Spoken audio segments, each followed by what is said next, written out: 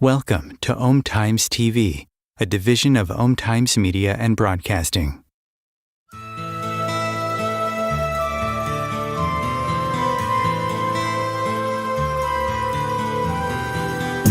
Welcome to What is Going Om, for new thought from the edge of Om.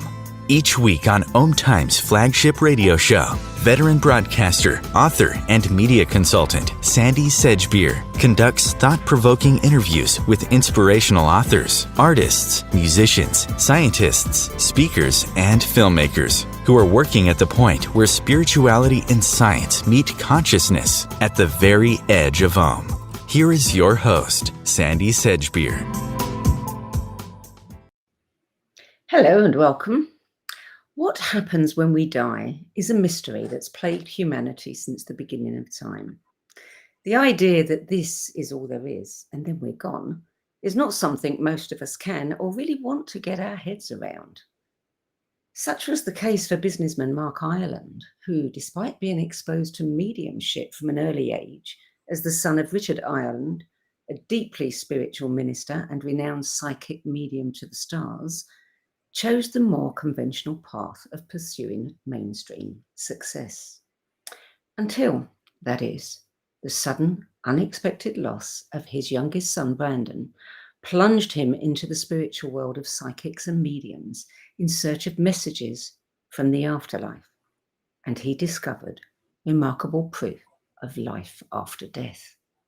Mark Ireland joins me now to share his journey from pragmatic businessman to founder of an organization that helps parents heal and the author of two groundbreaking books, Soul Shift, Finding Where the Dead Go, and The Persistence of the Soul, Mediums, Spirit Visitations, and Afterlife Communication. Mark Ireland, welcome. Thank you, Sandy. I appreciate you having me on today. Mark, I imagine that you see your life as kind of divided into two distinct parts, before and after Brandon's passing. Yeah, that's very true. I think that was a catalyst to kind of shake me out of just doing this mundane path down the business world and trying to advance my career and focusing extensively on that back into the world that my dad was in, his field. Really, as it's turned out, to carry on his legacy in many ways and let people know about him because he was kind of lost to history in a way, and then to do some other work in line with spiritual means and things where I could help other people. It's interesting, isn't it, when we think we've got our life mapped out for us and then something happens and something completely different turns up. Before we talk about Brandon's passing and your plunge into this world of, psi phenomena, if you like, as well as afterlife communication. Tell us a little bit about your father, because he was a famous psychic medium. He was also a minister. He counseled stars such as Mae West and Glenn Ford, and even the Eisenhower family. What was it like growing up in such a, I would imagine, an unusual family like that? It was actually normal to me because I didn't know anything different. It was my friends that thought it was really unusual, but Dad pretty much knew what was going on all the time. You couldn't get away with a lot. My older brother, when he was a teenager, my father thwarted his efforts to get beer when he was underage and to drag race his car and all these kinds of things. When my parents were first married, my mom had attempted to become a vegetarian for a couple of months, and then one day she broke down and went out for a hamburger. And when Dad came home that night, the first words out of his mouth were, "So Shirley, did you enjoy your hamburger today?"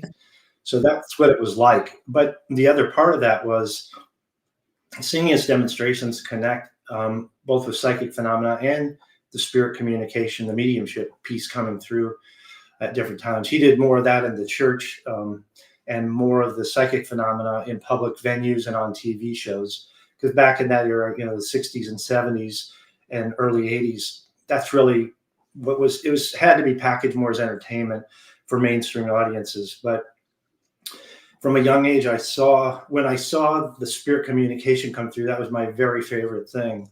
Because although the psychic stuff was really compelling and undeniable, it was the messages that he bring through with high degree of specificity and pertinence to the sitter. And I could see the sitter's reactions, tears welling up and tears of joy, And I thought to myself, there really is more, there's more than just this physical existence. And consciousness isn't just the brain. There's more to the mind than the brain. It's a filter of consciousness, is what I've come to the conclusion of. But from a young age, I knew that. And, fast forwarding to when my son passed, that was an immense help to me. Now, my dad, I think where this was first discovered, I spoke to my grandmother years ago about this, and she first noticed signs of this in him as early as age 3, when they lived in rural Ohio with no telephone or anything. And he would say, "Grandpa's coming." And within a certain period of time, Grandpa would be there. And they got to the point where she'd cook meals based on when my dad said Grandpa was coming. And then at age 5, he had corrective surgery on his eyes at the Columbus, Ohio Children's Hospital because he was born cross-eyed. After that surgery had taken place, he had his eyes cupped and bandaged. He was tied down to a bed because they were afraid that he'd mess with the bandages. So this one nurse felt sorry for him and said, "I'll let you up if you promise not to mess with the bandages." He agreed. She went on about her rounds, came back, found him bouncing the ball against the wall and catching it, thinking that he'd removed the bandages, but he hadn't. That was even more disturbing probably for her. And then she pulled in some doctors to observe this, and then they tried some different tests on him, like voice throwing, putting him in a bed, having one doctor stand in front of him and another at a doorway and asking who was in front of him, and he would get that right. So that was kind of the early discovery of these abilities in my father from my grandparents. And then he actually sat in a circle at the age of 13 and gave messages to people. That was, I guess, his first public demonstration per se. And then by the time he was 17, 18, he became a trance medium in addition to the other things. And then he was ordained by the National Spiritualist Association of Churches in the U.S. and worked for them as a traveling minister for a number of years. And then by 1960, he founded his own interdenominational or non-denominational church in Phoenix, Arizona, called the University of Life. And then he branched into, secular venues, demonstrating all over the place and on TV. He really felt like he wanted to reach the mainstream audiences because he could possibly open their minds and make them think, more broadly if they saw something compelling. So that's kind of the backdrop on my father. So you didn't want to follow him, though? Did you feel that you just couldn't because you didn't have that skill, or was it you just wanted a completely different life? I think first off, my father always said I was very psychic, and I've had episodes of it pop through. I think the thing was we're two different people, I think who wants to be their parent anyhow? But I've been a more analytical, more careful, pragmatic type of person, where he was more carefree, live for the moment type of personality. So we're just different people. And I also looked at his ability and said, I can't measure up to that. I mean, look at, do you want to be Michael Jordan's son, or whatever, and try and play basketball? So it's kind of that thing to an extent.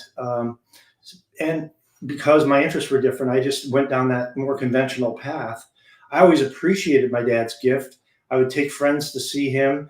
I was proud of him. And all those kinds of things. I just never sought to be the next version of him. So tell us what happened when Brandon passed, and how that motivated you to investigate and write about mediumship. It was one particular morning. He was 18 years old. It was a January day, January 10th. So we're actually coming up on the anniversary in just 6 days. Yeah. But that morning, he had mentioned to me he was going to go on a hike with his buddies in the McDowell Mountains in Scottsdale, Arizona, where our home was at the time. And he hiked there a lot, but this morning I had this strange premonition. So we talk about my dad's ability, and here's one of those instances I had where I felt a strong premonition or presence there that made me feel uneasy about his hike and that it could be very dangerous, possibly take his life. And then my analytical side took over. I just said, "Oh, you're just being a worrying parent." But when it came time for him to leave, I did ask him not to go and said, "Brandon, please don't go." And his last words to me were, we're going, Dad. Just like, stop your worrying, you know. And he was 18. So it would have been a little manipulative of me to try and do anything more than that to keep him. And it was later that day, we were on the other end of town at the time, and I got a distress call. We came back, and within a short period of time, we saw a crowd of spectators at the base of the mountain, fire truck, ambulance, and helicopter. And I was informed by a chaplain that he had passed. And that was the lowest point in my life. No matter what you know or what you believe, that pain, that immediate shock of knowing that you're not going to see him in a physical form again, and he's not going to be in your house in a physical form, and you're not going to see him grow up and go to college and get married and have kids, is a huge shock. But I will say that what I recall from my childhood and seeing my dad, and those things helped me immensely. And my wife and I, healed much faster than most. And then there was a series of synchronistic events and experiences that started happening that really pulled me back into my dad's field almost immediately. I'd say that the first one was within a day or two, I wanted a direct form of connection. And so I went into a darkened walk-in closet, sat down and tried to meditate, quieted my mind. And within a short period of time, I saw an image of Brandon's face scroll by in my mind's eye, and it was smiling. I felt joy, and it was radiant. It was actually glowing. And then right after that was a symbol, a cross with an oval loop at the top.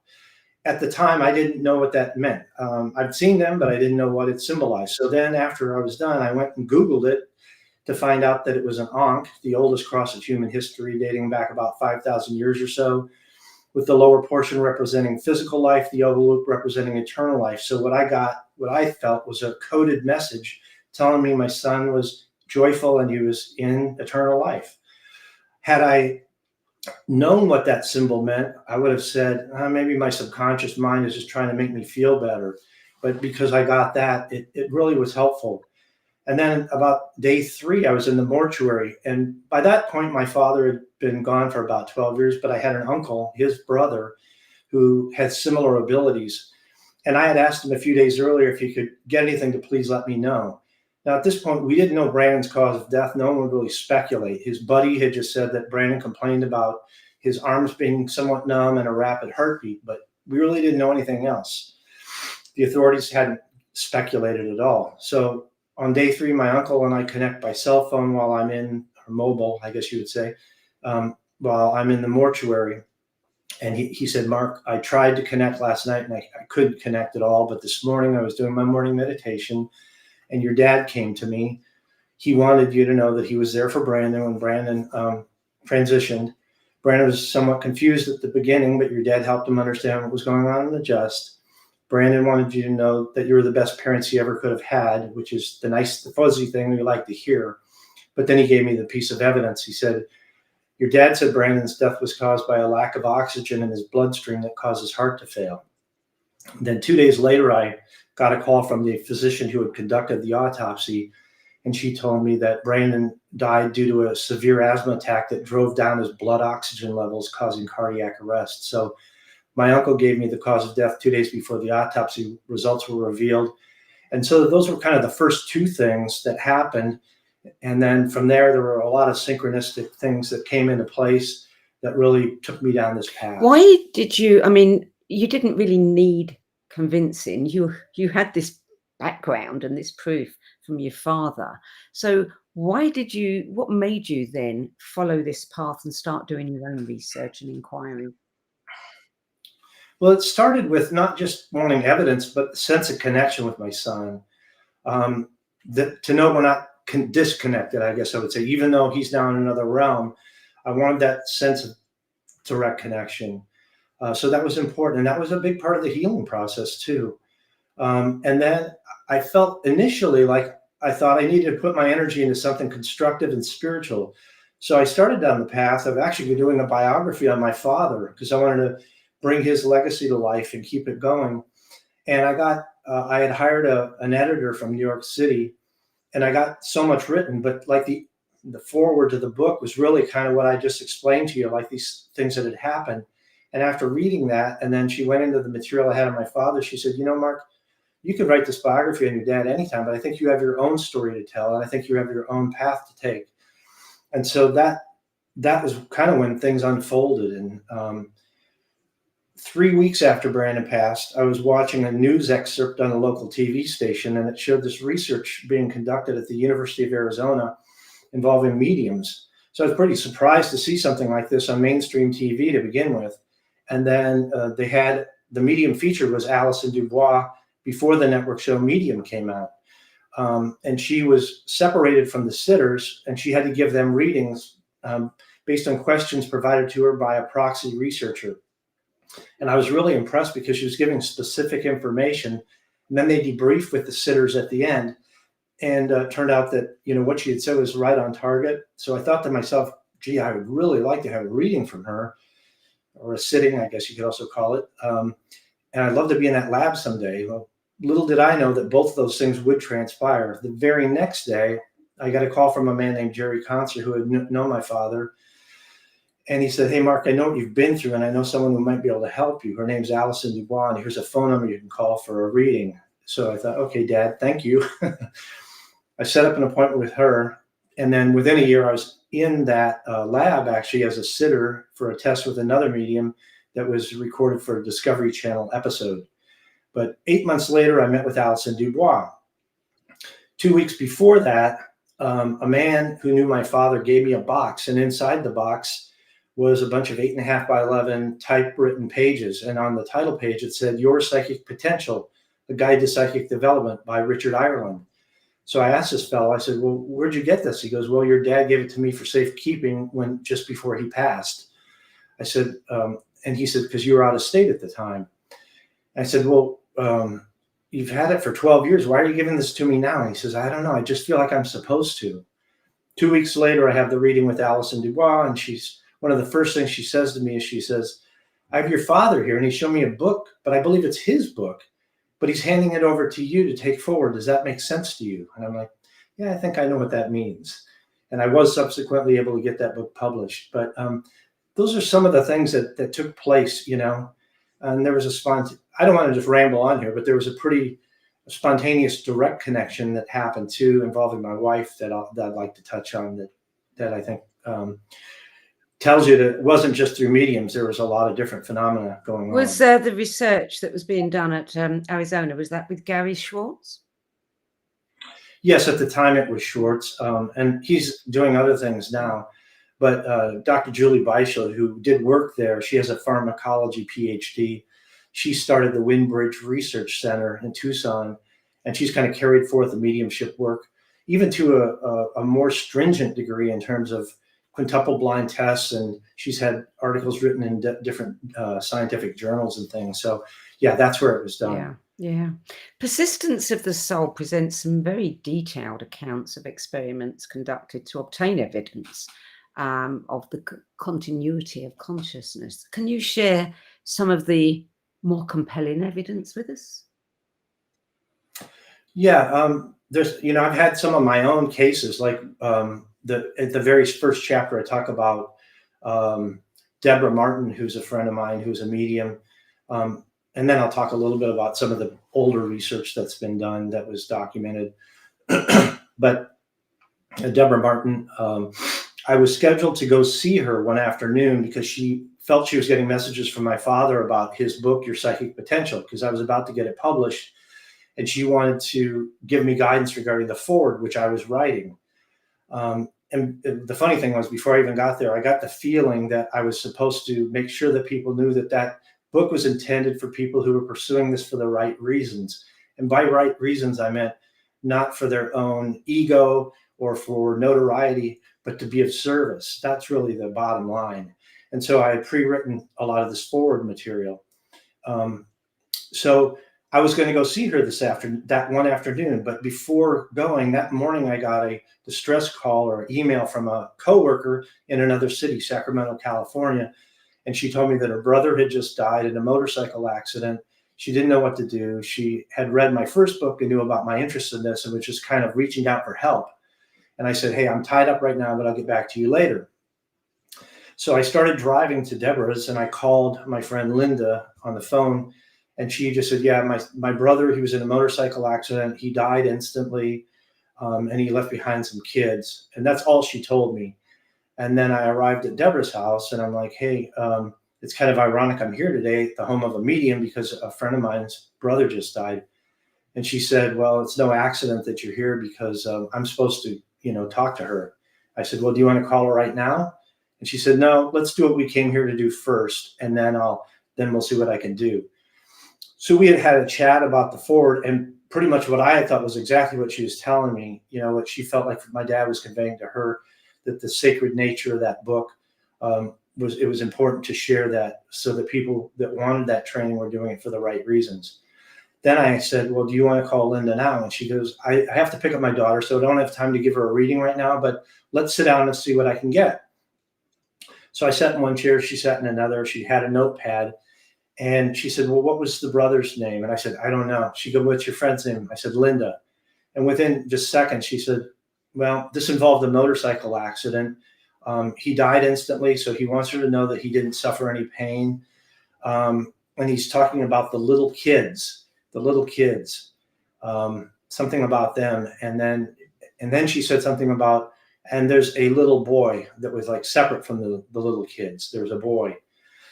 And she had mentioned something about a red ribbon or banner that she thought went over his casket. So she gave me a number of things like this, and I didn't know if any of them were true other than about the motorcycle accident. And so I called Linda on my drive back, and I shared, that, and she was stunned, and she felt somewhat relieved. And I said, well, there's something about little kids. And also she had mentioned something about bath time or a bathtub associated with the little kids. And she said for a number of years, her brother had been fighting drug addiction. And so she and her husband had actually taken the kids in, and they were literally called the little kids. And their favorite activity was bath time, and they would have these water wars in the bathtub. So that was highly relevant. She said the little boy was a grandson that was just born, and he was not one of the little kids. He was from a different, I don't know if it was a different child, but not the same grouping of the little kids. And it turned out that the red ribbon had indeed been over his casket. It was a gift from his motorcycle buddies. So then what I call this is what I've heard is referred to as like a drop-in. So basically it's when a medium gets messages for someone other than the sitter. So you can't allege telepathy with me because I didn't know all that stuff. All I knew about was the motorcycle wreck. Excuse me. So she then later connected with Linda by phone and gave her the rest of the reading and identified a lot of other really pertinent pieces of information. That pizza was his favorite food. He thanked his sister for changing the music at his funeral because they were going to play country western, which he hated, and he wanted hard rock because that's what he liked. So they switched that, and the phrase "live, love, and laugh," which is common now, but back then, this was 15 years ago or so. I didn't ever hear that phrase, but "live, love, and laugh" was brought up. Well, that was a phrase that she recently hung on her wall in remembrance of him, and she was about to get a tattoo as a memorial to him that was going to say "live, love, and laugh." And it went on and on from there. But she did a phenomenal job. And I think the most impressive part of that was that, she gave me messages that I could not relate to, and I had to relay those. So I essentially served as a proxy sitter for that process. You also, in the book, you write about an experiment that you conducted with your dying sister. That's correct. Real briefly, though, I was going to just touch on the work done by the SPR going way back, but there were some of the most compelling evidence involved fragmented messages that went to different mediums all over the world that meant nothing individually until pulled together. They were like the pieces of a puzzle that formed a mosaic. So that's what most psychical researchers and parapsychologists view as the best evidence today. But what I did with my sister was kind of a novel approach. I had read a book by Alan Spraggett years ago about Arthur Ford, the man who talked with the dead.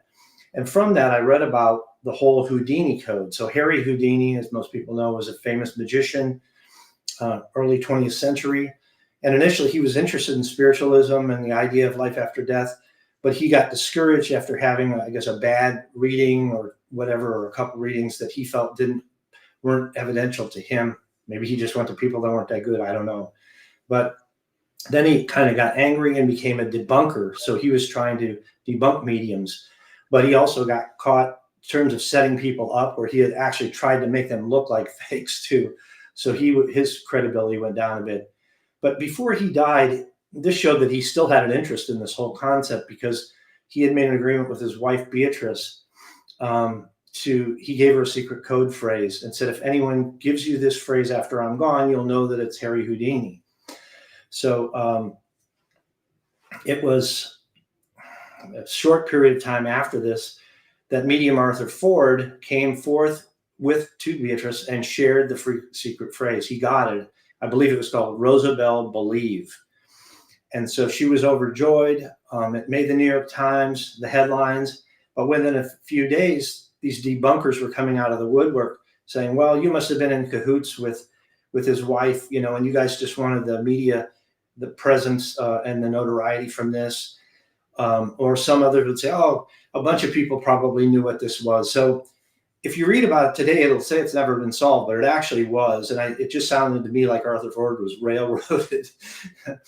But I thought to myself, well, what was wrong with this approach? And I really came up with two things. I thought, well, first off, the fact that any living person knew what the phrase was, you could always allege that they spilled the beans and they said what it was to someone else. It was shared. And I thought also, because somebody knew it, you could allege telepathy with that person, that, okay, it isn't really communication with a discarnate person. You're communicating telepathically with this living person. And my sister at the time had developed cancer, pancreatic cancer, that metastasized to her liver, and she was running short on time. I thought, it would be really a tribute to her and maybe help other people if we could conduct a test or an experiment that was successful, that we could share with folks, and that might prove evidence. So I thought, if she wrote a note or a phrase and put it in a sealed envelope that was not opened until we got messages back from mediums, that would dispel the idea that somebody spilled the beans. And they couldn't say that it was telepathy with me, because I didn't know, nor would any other person know what it was. So I presented the idea to my sister. She wanted to do it, and we did it. So she wrote a secret phrase, put it into an envelope, and then I reached out to a couple of friends of mine, Tricia J. Robertson, she was the president of the Scottish Society of Psychical Research, and also Dr. Don Watson, who he's deceased now, but or he's passed on, transitioned. He's a neuroscientist, and he was very interested in this field. So he helped me devise some protocols for how to conduct the experiment.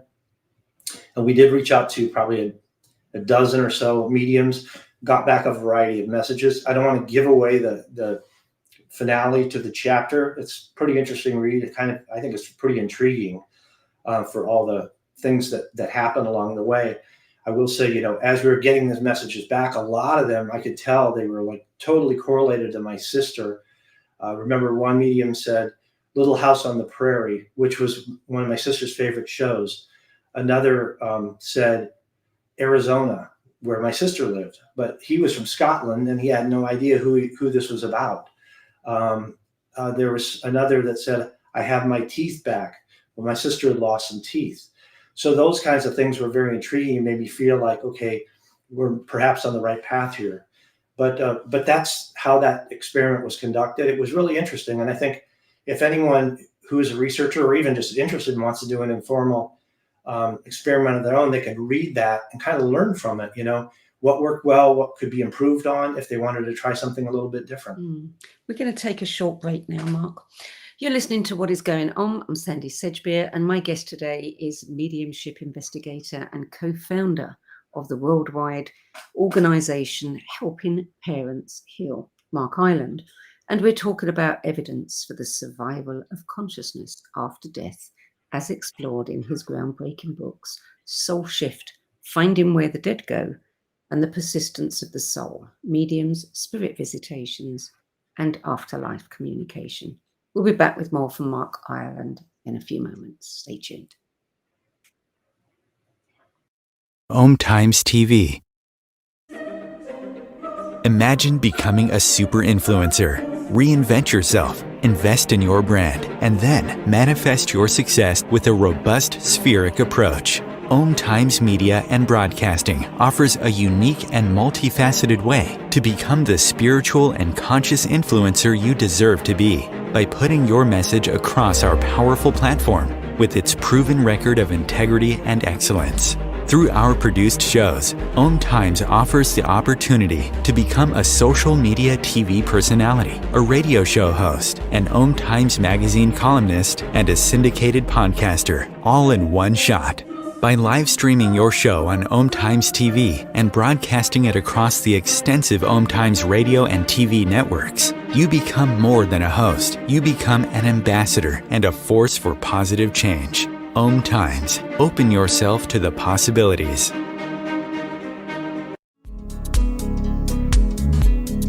Hello, I'm Sandy Sedgbeer, host of Om Times flagship radio show, What Is Going On? And as an author, editor and 13 times book judge who's read thousands of books and interviewed hundreds of authors, I'm constantly asked what's really worth reading and what's not. So I created the No BS Spiritual Book Club to help you save time and money by picking the brains of discerning names who have walked this path before you. There's no catch, no fees and no BS, just an ever-growing library of 10 best spiritual book lists from some of your favourite authors and teachers, plus free book excerpts, audios and video interviews with people like Don Miguel Ruiz Jr., David G., Lee Harris, Mark Nepo and more. From well-known classics to hidden gems you've never heard of, it's the only no BS guide to the best spiritual books to enlighten your journey of self-discovery. So why not join the club?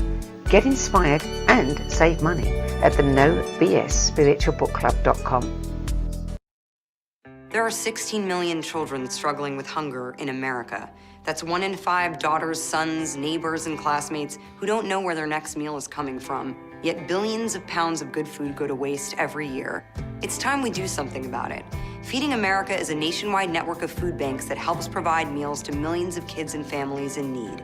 Visit feedingamerica.org to help them feed even more. Together, we can solve hunger. Together, we're feeding America. Welcome back. Mark Ireland, your father wasn't just an incredible medium. He was also known for his precognitive skills, and he made many successful predictions. Do you think that precognition goes hand in hand with mediumship? I think there's a wide array of phenomena that are associated with psi phenomena. And I think we try and assign words to things sometimes that are very abstract, and we don't know where one starts and the other ends. But I think if you looked at his abilities, he probably was somewhat telepathic. I have some evidence of that from feedback I've received from people. It's definitely clairvoyant, clairaudient, and also precognitive. So I think it's just some people may have more ability in one area than another. And some, like my dad, had the full array of abilities, but I think it does tie in. And then mediumship, I think, is most of the people I know in the field have defined it as telepathy with the deceased. Mm-hmm. So I think, but I think there's other ways of getting that information too, whether you could define it as telepathy or like clairvoyance, seeing images in your mind, hearing voices, whether they're auditory or just ideas popping into your own mind. And I've had some of these experiences myself, even though I'm not like a practicing psychic or medium. So I have a feel for what it can be like. I can't really describe what my father's, how he encountered it in his own way. But I think a lot of those abilities tied together, yes. So you wouldn't call yourself a medium per se? You don't practice? I'm not a practicing medium. I haven't really worked to develop it. I mean, I've done some tests with people just to test myself, just kind of for fun or see what I've got. And I surprised myself, with the accuracy of some of the information I was able to bring through once in a public venue. But I have not really sought that out. And at this point, too, you've read my work. I'm trying to be more journalistic in my approach. So the minute I say, okay, now I'm a medium, I'm putting up my flag, and then I kind of lose the ability to have that objective perspective that I think I have right now that people would value. Who knows? Maybe someday, maybe when I retire, from my day job and everything else, I'll consider that. But for right now, I'm not doing that. It's also a huge responsibility to read for grieving people because they're very vulnerable. And that's part of the reason that I put together a mediumship certification program, because after Soul Shift came out, I had so many people coming to me asking for references for qualified mediums. At the time, I knew a handful, but a lot of them were booked way out, or some of them charged a lot because they were well known. And so I thought to myself, there have to be other people with these abilities that are just lesser known. And that's proven to be true. Yes. And, it's, I think it's very necessary, because it is one of the arenas that attracts all kinds of, people call it fraudulent, people, scammers. We all want to know this, but at the same time, we just can't allow ourselves to believe it. It's tough. I think we get so accustomed to living in a physical body, and everything we touch is physical, and the sounds and sights and everything else, that it's hard to get to that point unless you've had a personal experience. I mean, you could read a lot about it, and that can help you get most of the way there. But I think what really will trip somebody is if they've had a direct personal experience, be it through a medium that gives a highly compelling reading, whether it's through a dream visit with a deceased loved one or some other direct experience. One that I wanted to share with you occurred, this is going back to my son's passing, but 2 weeks after he passed, the first intuitive I spoke with, I wouldn't really call her a medium, but she said, I think within 6 months, you're going to see Brandon and he's going to be at the side of your bed. Well, 6 months later, we went on a cruise, and it was initially scheduled to be a celebration of Brandon's high school graduation. But since he had passed, we took our older son and Brandon's best buddy, Stu, who had been the one trying to resuscitate him on the mountain. Before leaving, though, a friend of ours, James Linton, who is a musician and a composer, asked to borrow Brandon's bass guitar, which you can see directly in the middle there behind me, that the blue-bodied bass. And turned out he had an in-home studio, and he was going to do some recording, but he didn't have a bass. So we said, sure, you can borrow it.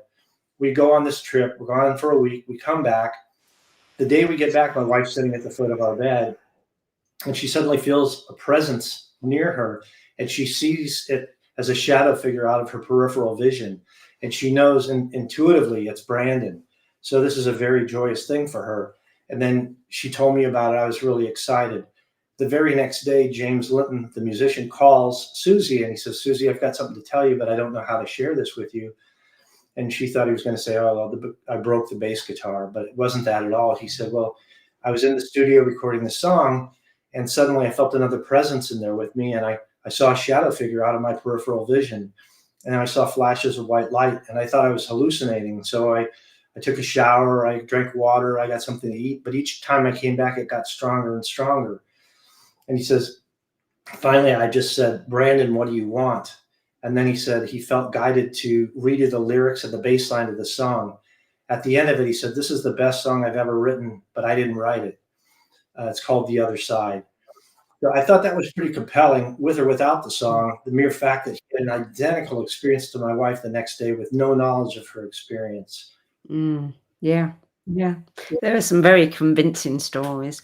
Tell me, how does your medium certification program work? I mean, you're not training mediums, you're basically testing them in a way and putting them through their paces, Right. aren't you?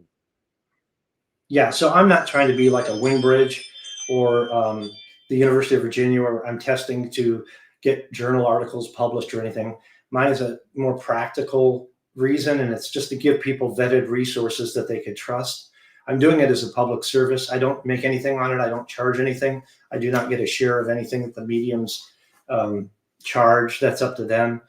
I just put together the testing protocols, do the testing, and then feature the ones who pass on a website.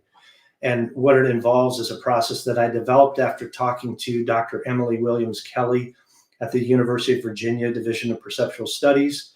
I was a test sitter for a program she did a number of years ago there. That's the same organization or division in the University of Virginia that Ian Stevenson founded many years ago for reincarnation research that's now being conducted by Jim Tucker. And Dr. Bruce Grayson, who's done all the near-death experience research, is also in that department. So Dr. Kelly told me a little bit about what her protocols were, and I kind of mirrored them to some degree.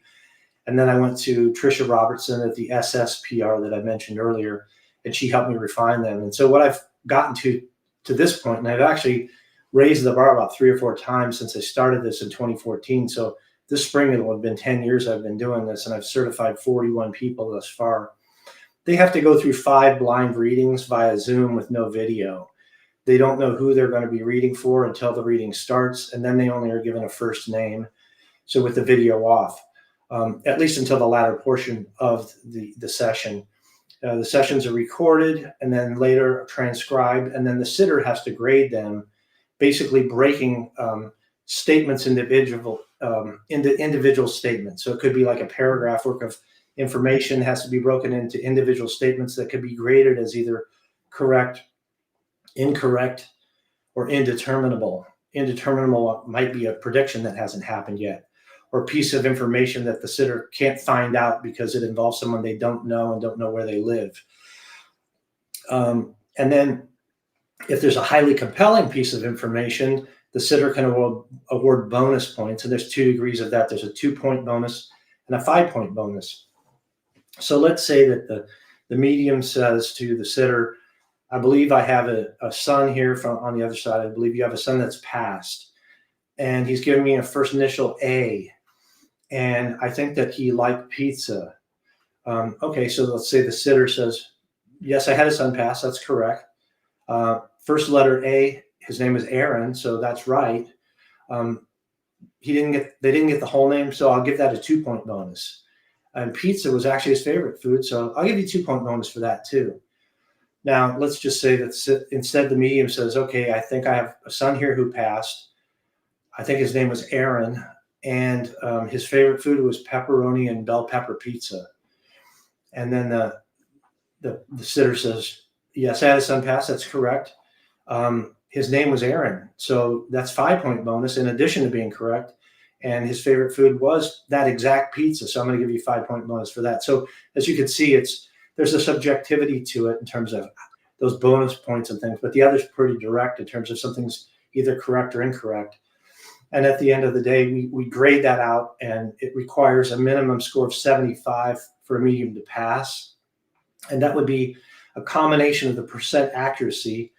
So the percent accuracy directly correlates to points. So if you're 65% accurate, that's 65 points.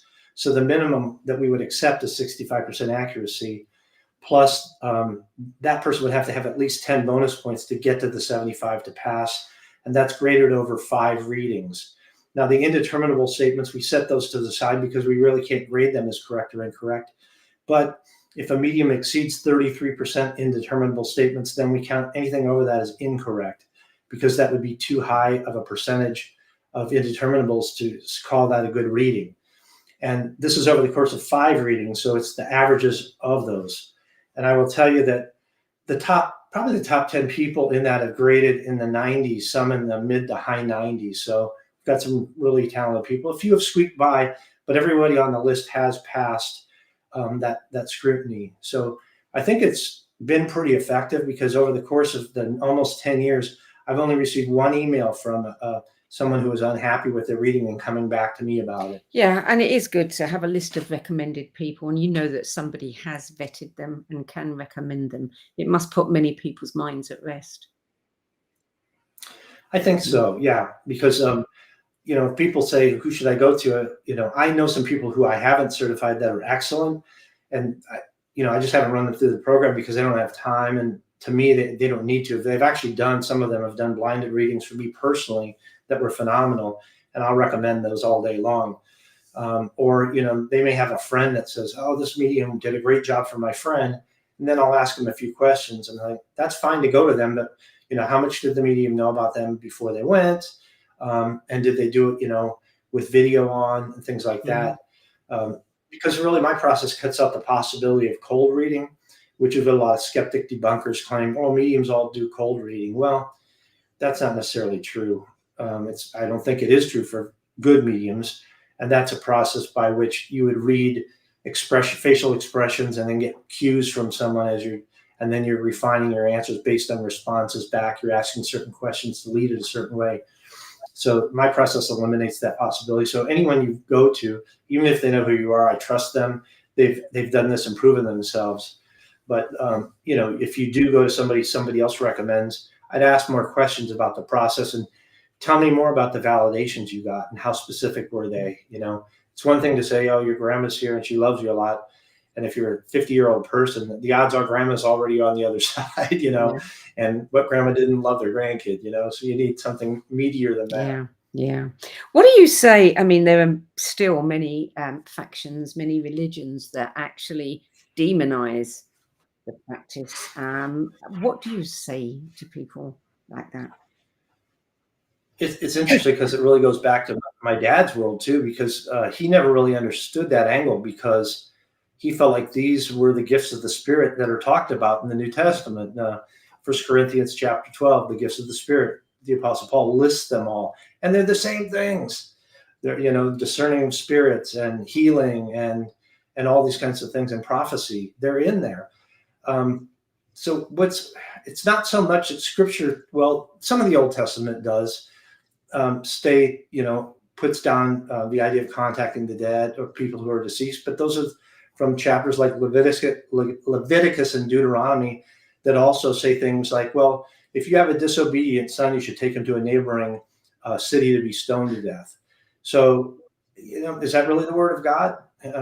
So I'll mention that, but then in the New Testament, these things are like all over the place. And even in the Old Testament too, you've got the medium of Endor, who is cast as kind of a victim of Saul, who comes to her for information, even though he's outlawed this by decree. It said he put any mediums to death.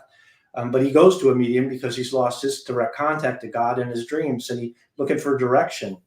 But in the New Testament, you have all these kinds of things. You have Jesus showing clairvoyance, talking to a woman at a well in the Gospel of John, sharing details about her multiple husbands and things like that.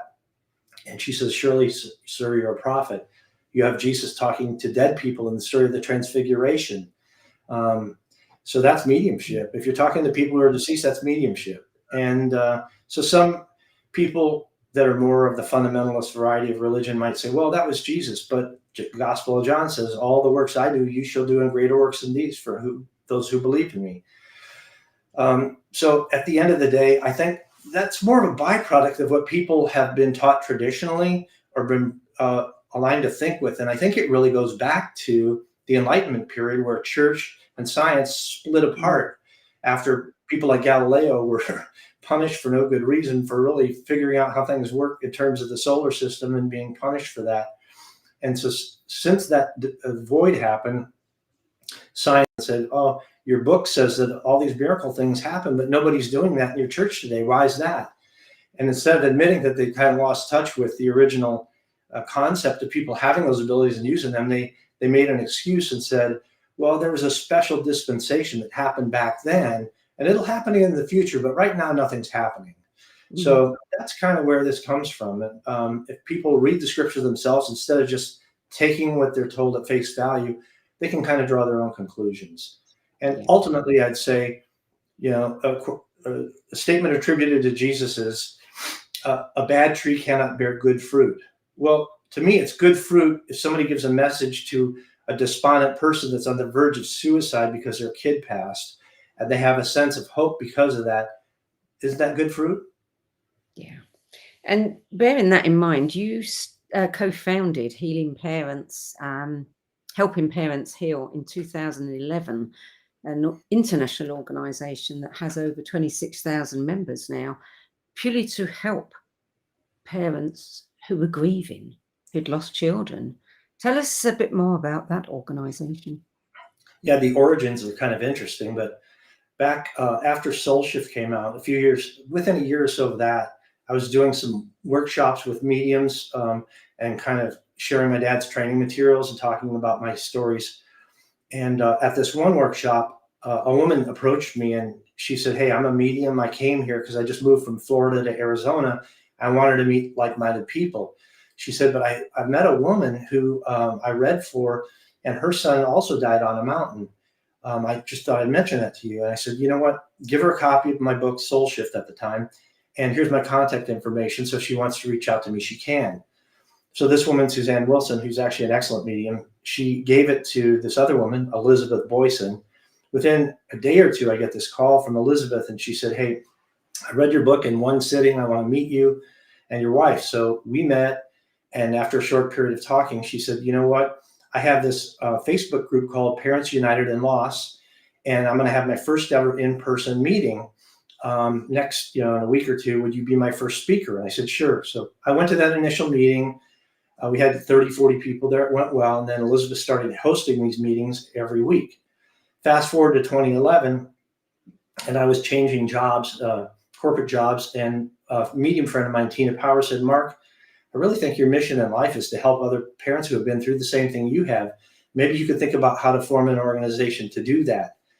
And so I thought, why reinvent the wheel? Elizabeth's already doing that, but she's only one location. It's just one group. What if we took her idea or concept and blueprinted it and then spread it out and had other affiliate locations, and we could start a newsletter and I could put together a website? So I approached her and with that, and she says, "Oh, I love that. I'd be happy to do it." And I said, "Well, how about a new name too, like Helping Parents Heal?" She goes, "Oh, I love that name. Let's do that." And that's really the origin of it. And then some of the early members of the other meetings became board members of Helping Parents Heal. And then we started setting up affiliates in other cities. And initially Facebook was our method of just getting the word out. And then the thing just blew up. And in recent years, it's just exploded. We have 175 affiliates worldwide in a variety of countries, including the UK, England, Ireland, Scotland, Wales. I don't know if we have somebody in Wales, but and then even in India, all over the world. And some are of other languages as well. We have 26,000 members worldwide, and we have a conference that we conduct every other year. The next one's going to be in Phoenix, Arizona, in August of 24, and it will hold 1,000 people. We sold 750,000 registrations in the first couple of days, so I don't even know if there's going to be any more room for folks, but that's the story of that. And really, the reason we exist is because we're the only organization that allows the open discussion of spiritual experiences and afterlife evidence. At least the other groups in the US don't allow that. They cut people off if they try and share that stuff. But we found that to be one of the most healing things of all, even more, than therapy alone, or than, having support from other people and things like that. But it's a real boost. And I've seen people come through that came in totally despondent and deeply depressed, who came out the other side of this highly functioning and able to experience joy again. Mm. What are the most important things you've learned about the process of healing grief? I've got what I call the 5 pillars of healing, and this is just from my observations. The first one is to have support from family and friends. Unfortunately, not everybody has that, but hopefully you do. And if you do have a loving family that's there for you, let them know that you want to talk about your child, that, not to just try and sweep that under the rug because a lot of people are uncomfortable. They may do that. You want to talk about the happy memories. The second pillar is support from people who you meet who have been through the same thing, because they can relate to you. And that's kind of where we can come in, because we provide that platform for folks to meet others, especially in the conferences.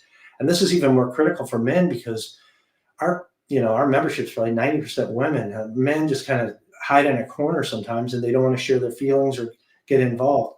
But during the conference, the women will bring their wives or partners, boyfriends, and those men get mixed up in this, and they see that there's a change in them because they see the presentations, they meet other people, so that can be very helpful. The third pillar is to provide service, something aside from yourself where you could help other people, whether that's doing Meals on Wheels for seniors, or a soup kitchen, or a foundation that does good work, or even setting up an affiliate chapter of our organization. When you give to others, it comes back to you. The fourth one is letting go of feelings of guilt, because a lot of parents will say, "I should have done this, I could have done that." Just like my son Brandon, if I had done something more to keep him from going that day. But at the end of the day, you can't control things like that, and you're not responsible. It's just the nature of the world we live in life. You have to let go of that. And conversely, feelings of anger directed at others that you hold accountable, you've got to forgive. It's hard to do, but until you do, that's just hurting you. Yeah. And then the last pillar, the fifth pillar, is the one of hope, and that is openness to evidence for the afterlife.